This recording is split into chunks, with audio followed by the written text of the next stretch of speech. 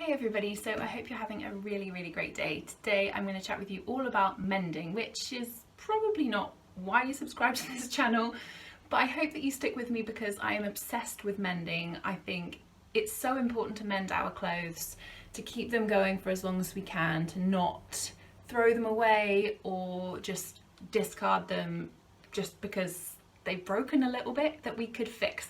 So I just want to show you ways I've altered garments to make me want to wear them more. I changed them so they fit a bit better, even altered the colours of some of them.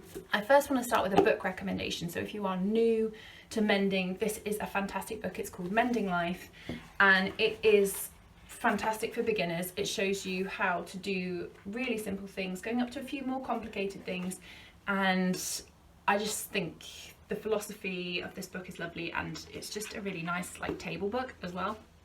So that's a really great one. If you are completely new and you want somewhere to start, go there. I've only recently bought that, so most of the stuff you'll have seen that I've mended is stuff I've just kind of made up how to do it. So I'm definitely not a professional. Please do not judge the quality of the mending. And this is really just me telling you that if I can do it, you can do it. It's so easy to get more life out of your clothes.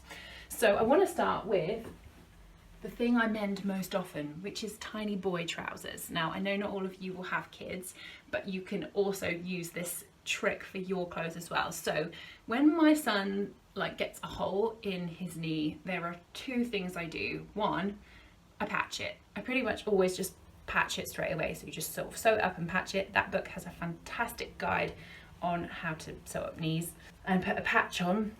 So many different things I can patch with. I usually patch with like old denim patches, but I keep all of my scrap fabric from old garments anyway, so I can use that. The other thing that I do is I turn them into shorts, especially when the season changes. I just go, okay, which things is he going to grow out of by the end of the year, and so which I can just cut the knees off and be done with it and make them into shorts. So this is an example, and he even helps me do it now. He's 5.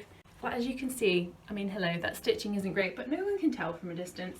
They're really cute, and he loves that he's got more life out of it. He's a little eco warrior. So I bought this Hobbs linen top from a charity shop quite recently, and I loved it, and I still love it. It's this lovely linen. It's really thick, nice quality linen. It was a size 8. I'm usually about size 10, so it was a bit of a kind of, I looked at it and I thought it probably will fit me. I put it on, and then these armholes went like a proper scoop, like right under there.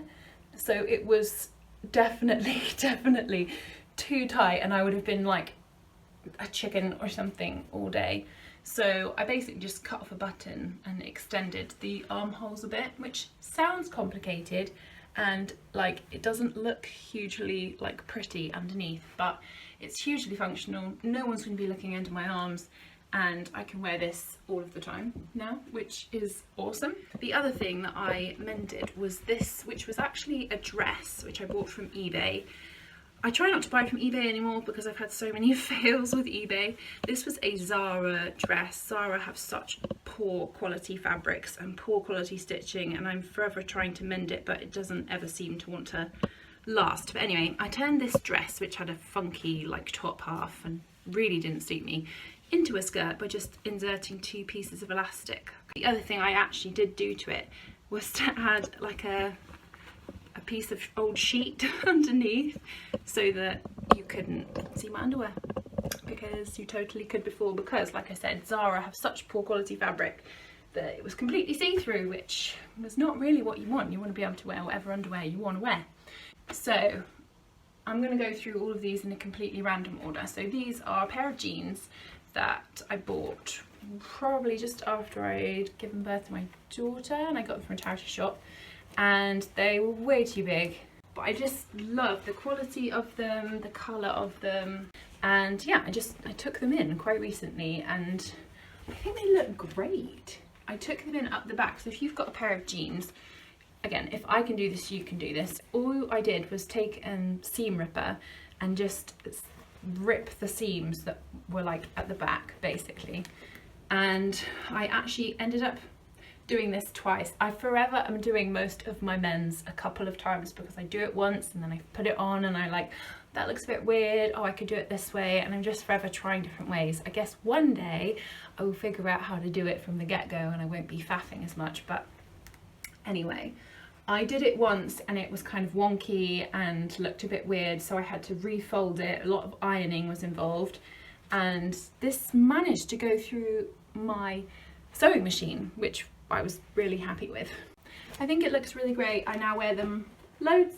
This is another denim piece, and this is a skirt, which is quite a classic like flared skirt, A-line, and I've just taken it in a bit. Again, I've probably taken it apart and then just sort of like sewn it up inside. I probably did that one a bit by hand, but also looks like I definitely used the machine.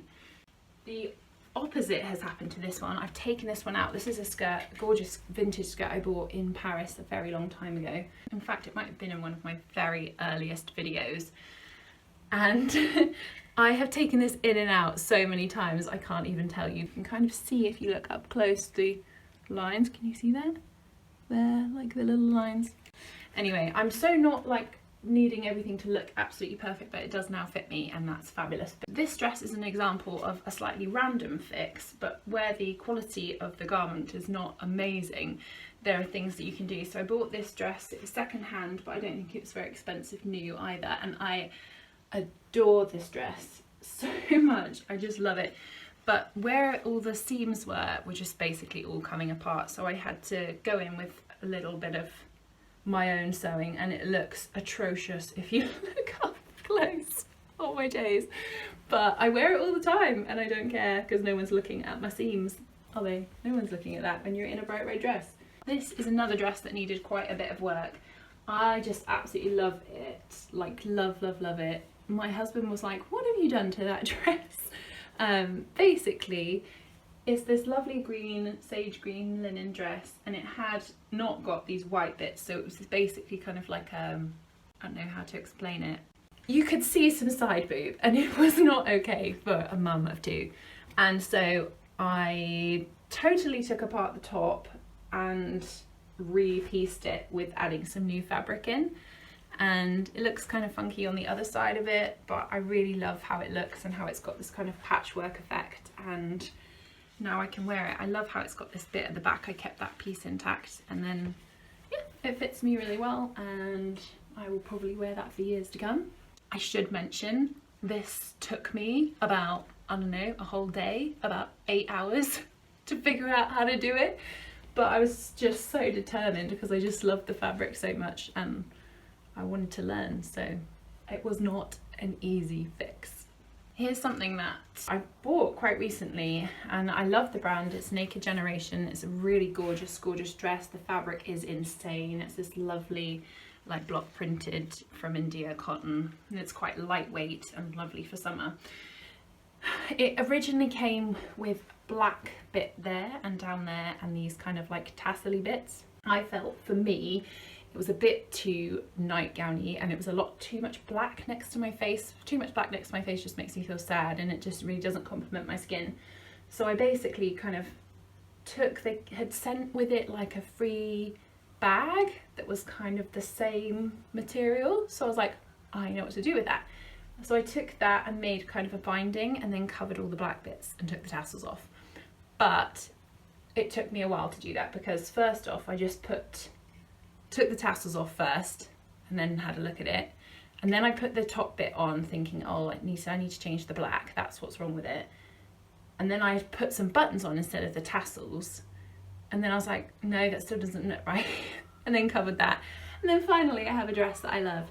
But none of that took very long at all, actually. I did hand stitch that on because it just looks a bit better, lays flatter, and I didn't know how else to do it with the curve and everything. But anyway, I really love this dress with its big poofy sleeves. Okay, now to a bit of dyeing. I have avocado dyed a few things in my time. I have practiced a lot on just baby muslins, and one day I'm going to make something out of those baby muslins because I've got a lot of like cute different coloured ones. But I got this dress, do you know, I think, did I get that? I think I got this from a charity shop, and it was white with the red and pink roses on it, and It's like silk and it's just lovely. Silk picks up colour really, really well. So I just thought, oh, well, I hadn't been wearing it because it was white. It was quite like a, I mean, I'm wearing white right now, but there was something about it that was a bit too harsh on my skin. So I thought, I will put that in an avocado dye bath. If you've never dyed with avocado, it's fantastic because you don't need to, what they call, mordant anything. So you can just put it in there, it will come out and the colour will stay, especially on silk. So this is just a really, really easy project. Similarly, I have avocado dyed this jumper, which was kind of supposedly this kind of like off-white colour, but was starting to go kind of greyish. So I thought, again, I will pop that in an avocado dye bath. I actually did this one maybe 3 times it's gone in the avocado dye bath, just to make sure it was as dark as I could get it, and it's already faded a bit, but I guess it's fine. Avocado dye is so easy to do that, yeah, it was fine. I did mordant this one, so I put it in a big pile of soy milk for like a few hours and then let it dry for like a week and then put it in avocado dye, which sounds all very complicated but actually doesn't take very much time at all. And I get a nice pink jumper, and this is like my favourite cozy jumper, and I think, is it from COS or something? Yeah, it's from COS, so it's a nice brand, and again, it's a really nice like fabric, well, yarn. It's lovely. So last Christmas I did a bunch of tie-dye tea towels with some natural indigo, and I had a bit left, and I saw this was white and I wasn't wearing it much, and I thought it just needs to be more interesting and colourful because I have too many white things in my wardrobe. I really love it. It's got this kind of, obviously it's been dyed by hand effect, and I just think it looks fabulous. The only thing that I actually might still yet do with this is crop it a bit, because I wear things a lot more when they're cropped, but I don't know, we shall see. There's only a couple more to go. So this is another underarm jobby where I actually think this is like a child-sized top, but it's this lovely fabric with, oh, it's just beautiful. And I looked at it and I thought, well, that looks fine. Came home, tried it on. The arms were way too tight. I can't remember where they naturally finished, but I took it in. You can kind of see where I have actually sewn it. Again, I think I did this one by hand. This was much easier than this one, and I think that's just because it was cotton instead of linen, and I don't think it was very like expensive brand to begin with, but I wear this all the time. So this is the last thing I have mended that I'm going to show you, and it is this was originally quite a long shirt, and with me, because of my height, I need things that are quite cropped, so that, and because my legs are a bit shorter than my body, I've got like a ridiculously outrageously long body. Actually, some things that are supposed to be like a dress length actually look like way too short. So this one was like a oversized long tunic, and I literally just chopped it to a really boxy length, so it's kind of like a shacket, and then sewed it up, and obviously did not do a great job because it's fraying ridiculously, so I probably need to fold it up again and sew it again. I don't have an overlocker slash serger, I don't have anything like that, so I have to try and do a much better job when I do it. I probably need to sew that over again. But I love the way that I love the fabric, and I love the way that it was hanging on my shoulders, and the sleeve length was right, so, and it's Bowden again, so it's a good quality fabric. Anyway, I wear this all the time in the summer. The last thing that I want to show you is not mending, but I'm so proud of it, and I haven't shown basically anybody yet, and I'd like to hear what you think. I crocheted this whole thing in wool. It took me a little while, but yes, this is my first hand crocheted cardigan, and I love it. There's something about the feeling of wearing something that you have made, that you have put all that time and energy into. This was my first ever cardigan, and it was so easy.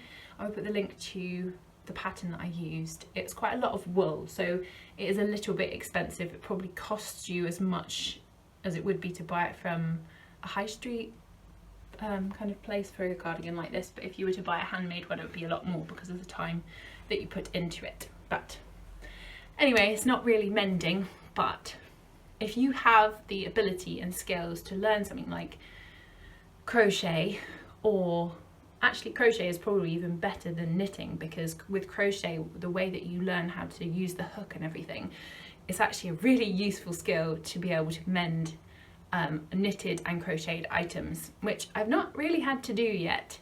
That's the video. I hope that was really interesting for you guys. I've really enjoyed making a video today and sharing all of these things with you.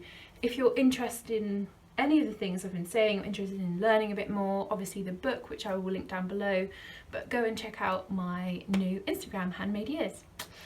Thank you so much for watching. I hope you have a fantastic rest of your day. Bye.